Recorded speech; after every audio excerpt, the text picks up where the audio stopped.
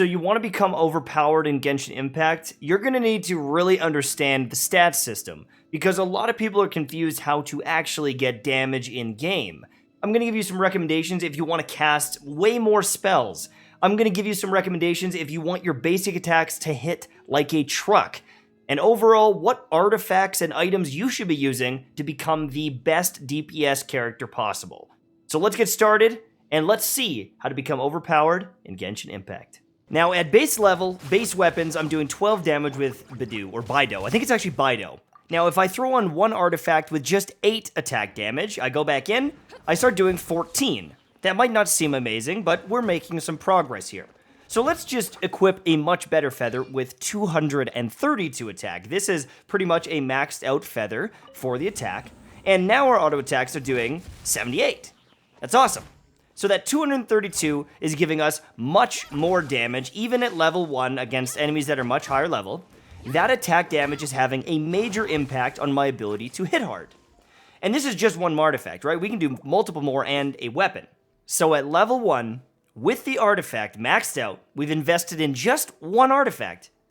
We've got about 270 damage base. Now, our level 50 Jean, level 50, with no weapon, no artifact, has 147. And if she auto-attacks, she's doing 37 damage. So this attack stat directly correlates with your ability to do damage. And this is with your base attack, it's with your spells. And so even though you might think, hey, I leveled up my characters, they're stronger, if your artifacts are trash and your weapon is a level 1 weapon, you're gonna do absolute garbage. So let's throw a weapon. Let's throw some artifacts on this character. We've got about 600 and some attack, and let's take another peek. We are now getting 188 damage, which is great. This is more than 10 times than what we started with, and we're level 1. And here is the big problem that everyone is falling into. Characters have base HP based on their level. They've got base attack, right? They've got base defense. They've got all these base stats, and we're adding onto them. So if we go into my artifact screen, and then we go into our attribute screen, it says we've got 666 attack, but our attributes, we've got 1400. The artifact screen is showing you the stats that you're getting just from the artifacts. So we're getting 232 here. We're also getting 4.2% increased attack. So whatever your stats are, you're getting now 4.2% more. And so with the mixture of the base attack on your weapon, the base stats of your character, and now the base stats and abilities that you're getting on your artifacts, that is where all your damage is coming from, and that's where your attack damage is going to start skyrocketing. Because if you leave one of these out, you're going to have a big problem. You can level your character up all the way, but if you have a trash tier weapon, if you have trash tier artifacts that are giving you no damage, right? This is, a fourth or a fifth of the damage I could get from those artifacts. My weapon is a level 40, right? I'm probably half the damage I could have. Chi-Chi is flat out doing half the damage she could. And I know that might be obvious, but here is the big issue. I've got all these characters. I've got Venti. He's falling behind with a level 50 weapon.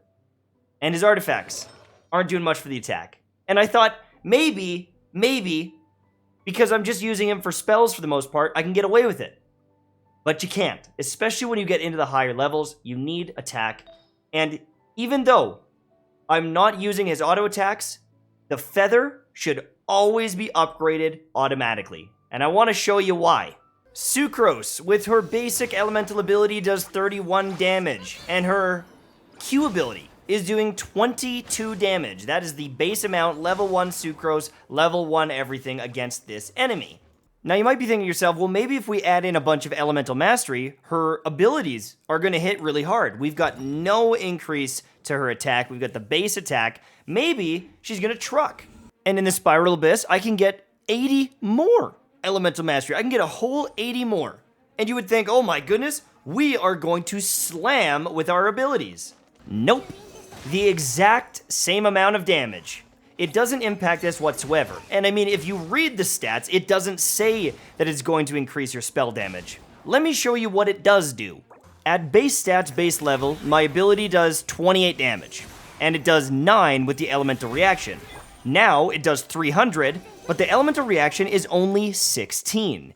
Even after adding a bunch of elemental mastery, I used an entire 4 set piece, it gave 0 damage, almost no increase. And now if we compare that to adding in a level 20 weapon with 99 attack, as well as an upgraded feather that we saw before, we're taking our damage from like 28 to 300.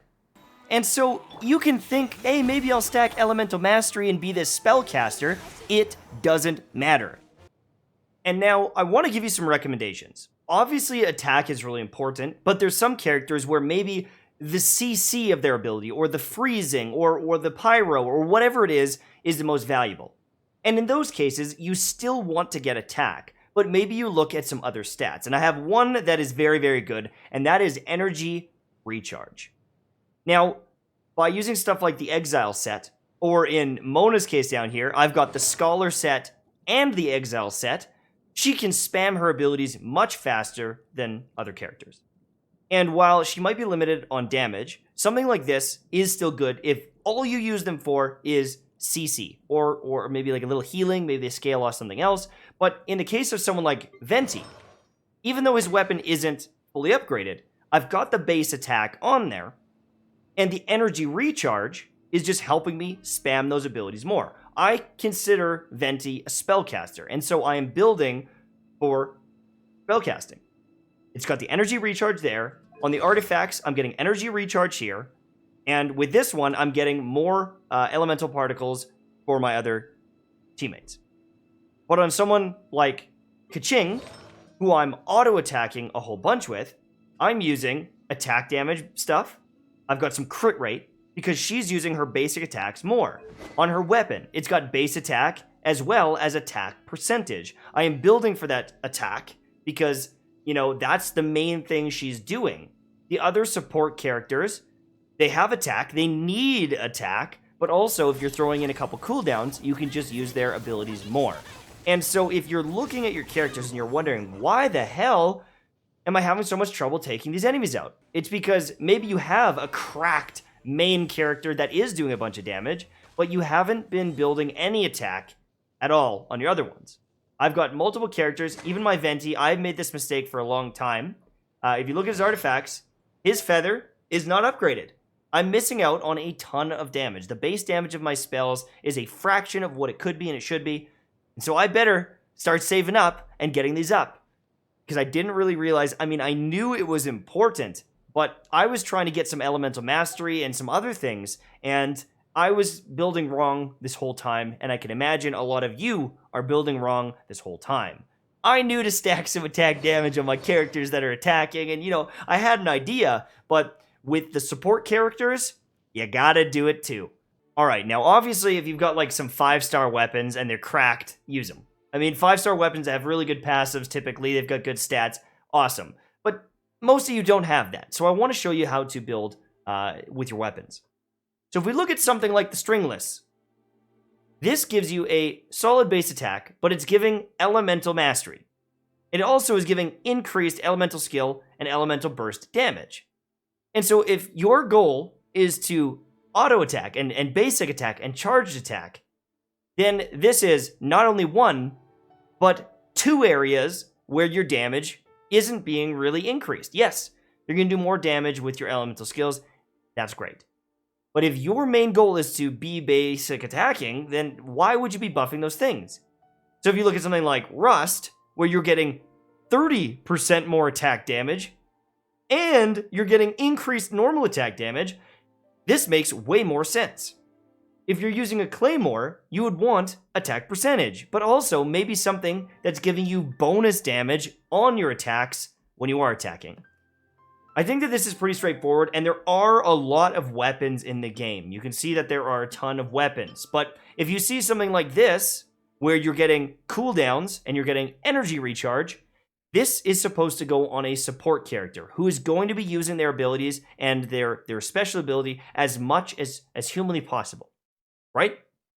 If you're looking at something like this is something that maybe Kaching could use because it's giving you attack and you basic attack a lot, but it's also giving you electro damage. So there's going to be some give and take, and obviously some weapons are going to be better on some than others. But if you're trying to get attack damage, and you're picking a weapon that doesn't give you any, and it doesn't give you any boosts here, that's a terrible weapon for that character. And I think that this is pretty basic. I'm not going to go into it too much more, but this is something to look out for long term, is the weapon doing anything that's going to bring value to your character the way you're trying to build them? Because all the characters can really do everything. If you want Venti to auto attack and basic attack, go for it, whatever.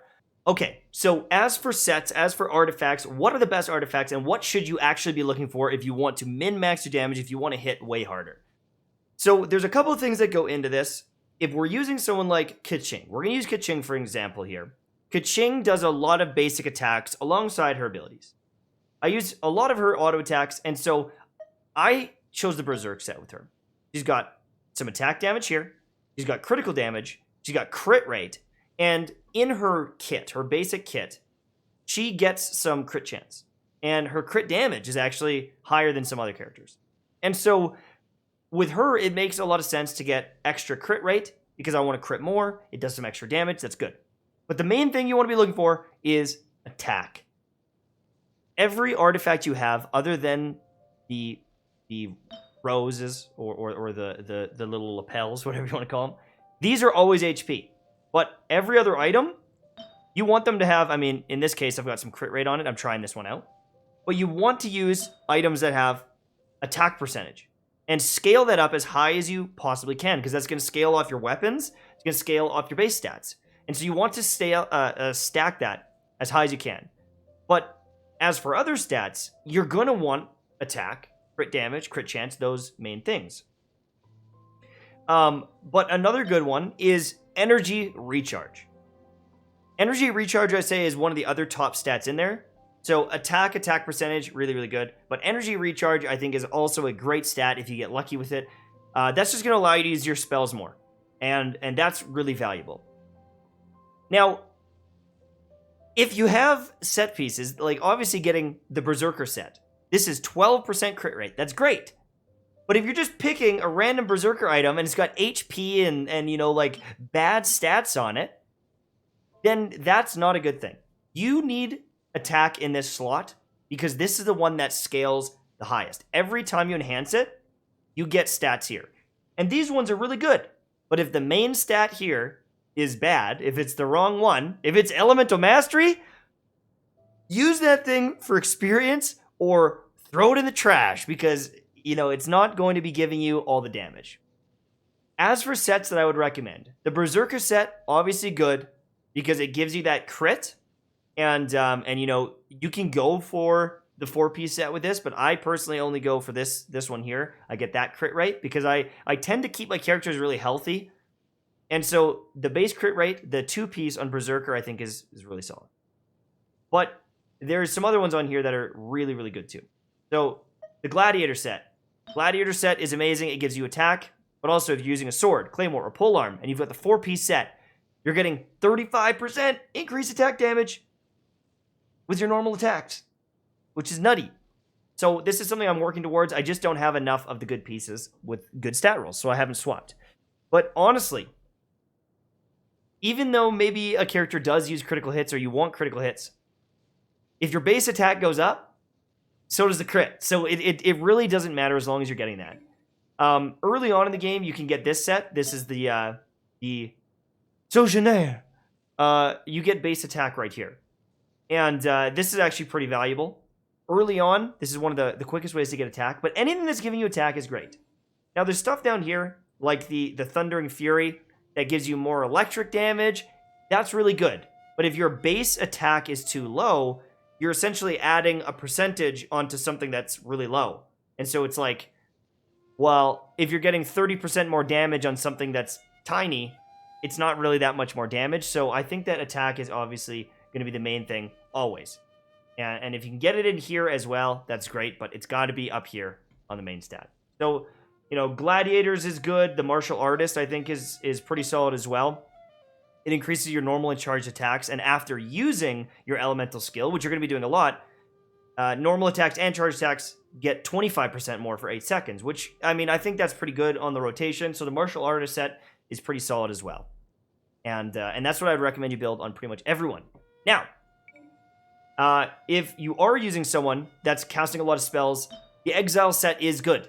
You can get the energy recharge, or you can be giving the energy to other people.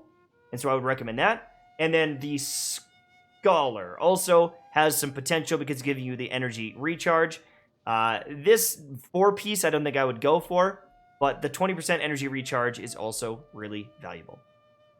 There you go. That's pretty much it. On your weapons, on your artifacts, you're looking for attack. You're looking for attack as like a base stat there. If you look at my official, hers has attack. Unless your casting abilities, you could go for some other stuff. But even him, if I gave him a bow with base attack on it, he'd still be more valuable because he would just hit harder with the spells that he's using. Just wouldn't get them as often. Okay? Thanks for watching. See you soon. Bye-bye.